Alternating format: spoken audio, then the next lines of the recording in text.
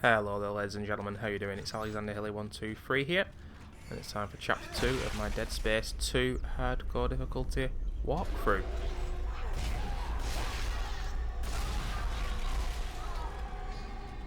And that part always makes me smile.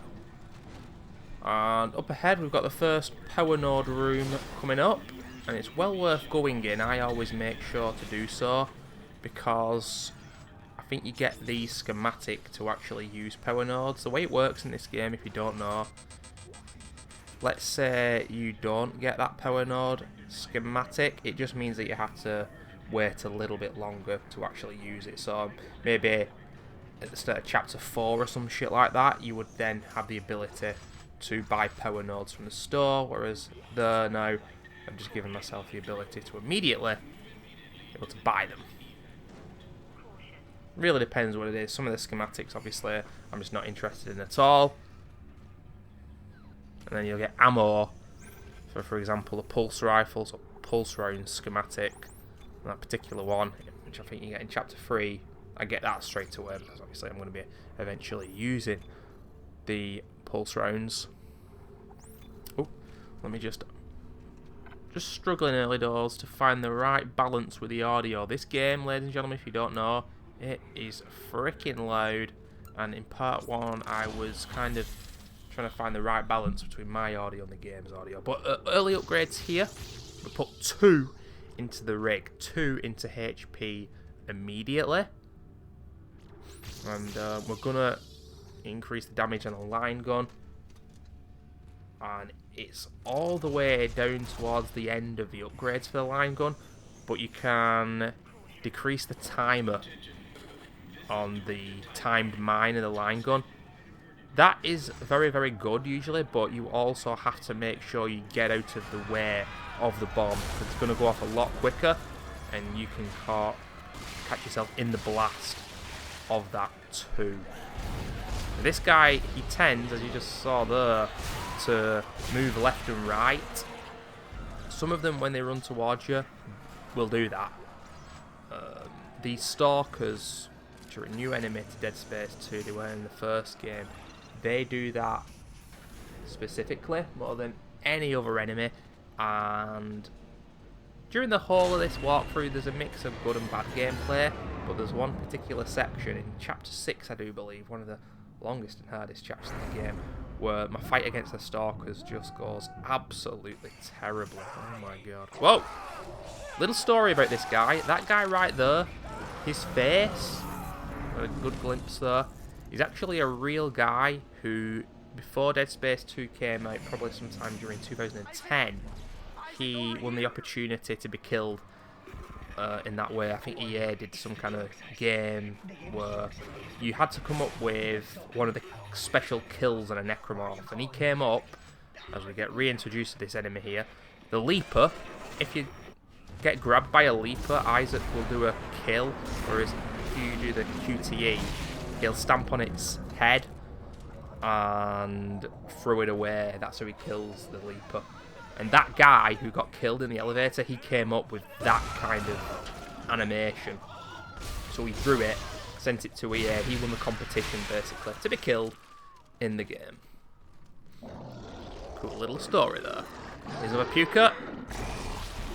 And that's the first time we catch the puke in the game. It's always a little bit nerve-wracking, because if you fail that, you don't take damage from the puke, but you will be unable to run for a good, I'd say, 10 to 15 seconds. So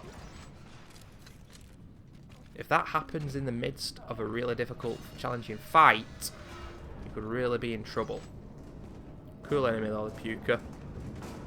Now the laundry room, which is a tough early room. It doesn't go too well, but the reason I'm doing that is giving myself a few extra things I can use for TK.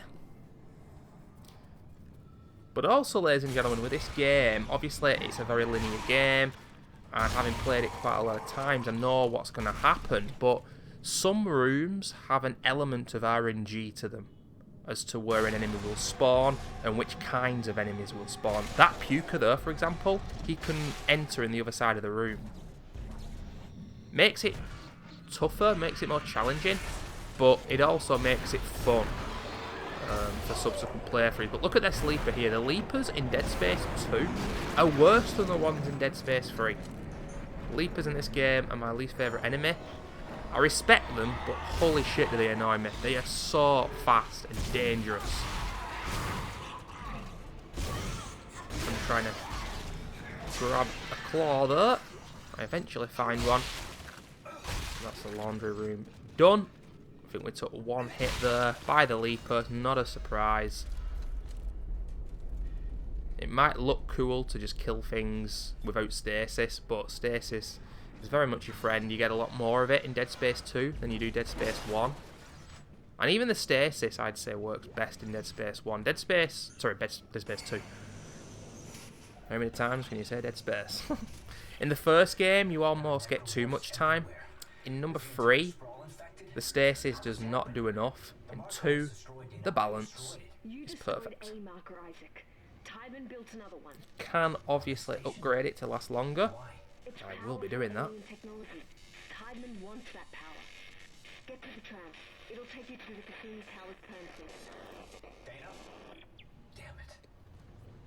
This game, for the first 6 chapters, it will actually reuse quite a lot of environments. So, if you look to our right, that area, we will go into it later, about 2 or 3 more times. During those times, it will change, so the lights will be off. And right now, there are lights on in that room. It's just a little way that the devs reuse an area, but make it look different. Probably so they have to do less work. Not that I'm saying that the development team of this game didn't do much work, because I'm sure they did. But there we go, with stasis that leaper, throw the claw at him and he's dead immediately before he can jump. Because they will jump.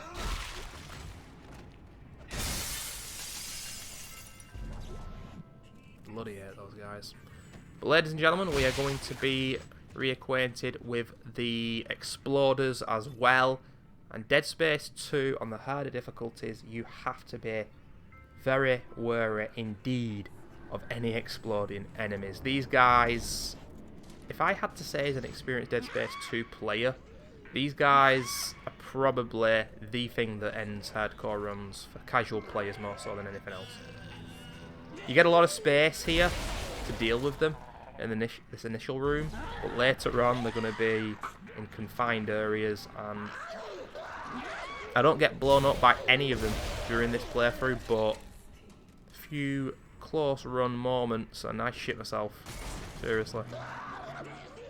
This last guy, he can spawn out of the vent on the other side of the room. It's, I think, based on where you're located, but I just ran away from him.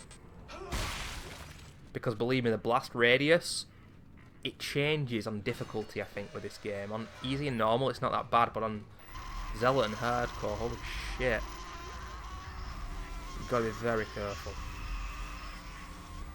Look at these areas, man. So damn good. There's the call. And there's a train or a tram on fire. Tram, I should say. It's one hell of a fast tram, though. I want to see the speed of the trams in the UK.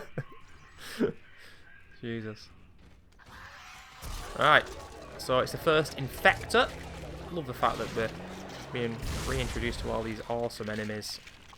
And it's kind of similar how we take care of him. How we take care of the first infection, first Dead Space.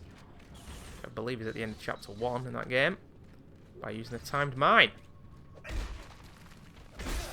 Little trick there, you can destroy them and use them as weapons. Fantastic set piece coming up, and also a part where Naughty Dog obviously enjoyed it because they reused it. Completely stole it for The Last of Us 1 where Joel's upside down. Isaac's going to be upside down in a minute as well.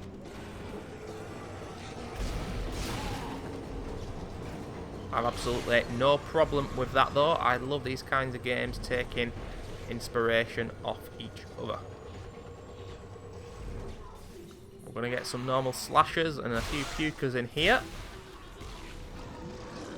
Look how close that puker is.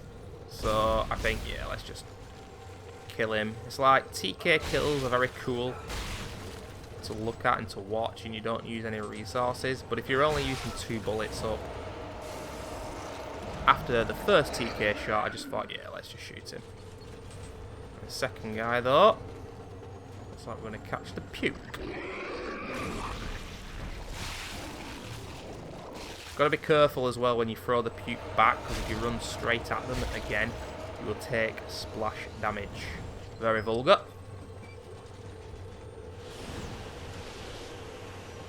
And it is insanely damaging. It's quite funny though, isn't it? It's like the puke, when they puke at you directly, you don't take damage. But when you kill them and the puke flies in the air, you do take damage. So I guess they had to make it that they damaged you somewhere, but it is kind of silly. You know, people talk about the action-orientated set pieces in this game, but they're paced out so well, and they're done so well.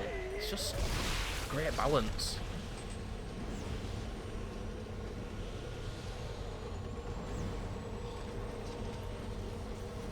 This game has enemies spawning behind you more than the first game did. Bit vulgar, to say the least, but nowhere near as much as Dead Space 3 does it. Jesus Christ. This tram is now departing. Well, we are.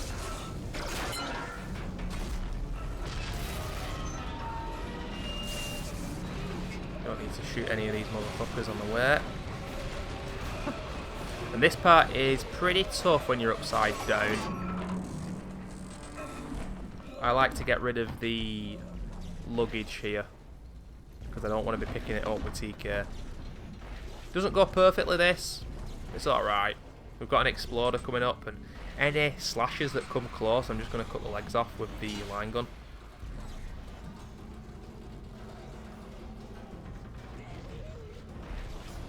I always miss that guy with the pole, the spike.